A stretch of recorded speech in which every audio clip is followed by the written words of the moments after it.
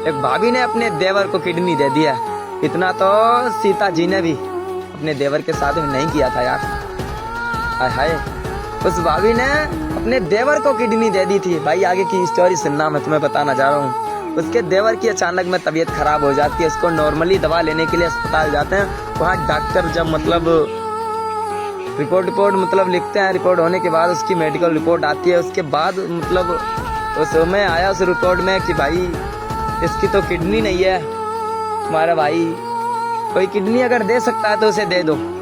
तो उसका भाई भी एक बार मतलब कदम पीछे हटा रहा था। वो भी सोच रहा था मेरा जो परिवार है, हम परिवार की देखभाल करेंगे, चलो ऐसे ही मतलब कुछ भी कर लो डॉक्टर, पैसा दाम है, हम सब लगा देंगे, लेकिन मैं अपनी किडनी नहीं दे सकता। इतने में मतलब उसकी माँ से कहते हैं, उसके पिता से कहते हैं, सबका कदम आप पीछे टिक रहा था। इतने में उसकी भाभी का आना हो जाता है। उसकी भाभी कहती है कोई नहीं किडनी देगा, किडनी दूंगी तो मैं दूंगी, क्योंकि मैं उन औरतों जैसी नहीं हूँ जो वेश्याएं कहलाती हैं। मैं तो वो पतिव्रता हूँ।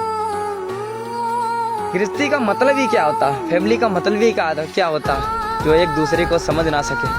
तो औरत कहती है मैं अपने देवर को किडनी दूंगी।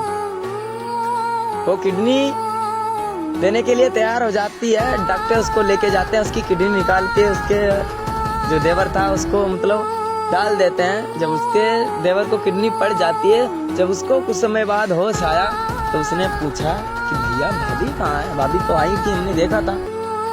तो उसके भैया की आंखों में इतने आंसू थे भाई साहब, जैसे मतलब क्या कहें, मूसलधार बारिश।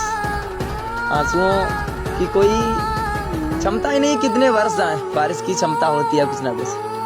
इनका भी कोई सीजन होता, आंसुओं का कोई सीजन नहीं होता मेरे भाई।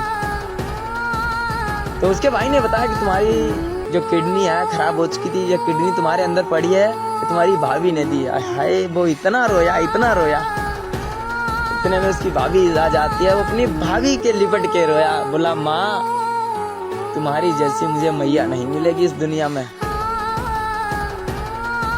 इससे हमें बहुत कुछ सीख मिलती है कि हाँ सीता आज भी है,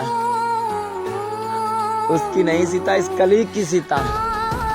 अगर कोई कहे कि इसमें कोई भगवान नहीं है, कोई देवी देवता नहीं है, भाई सब यही हैं, सब इंसानों में छुपकर रहते हैं।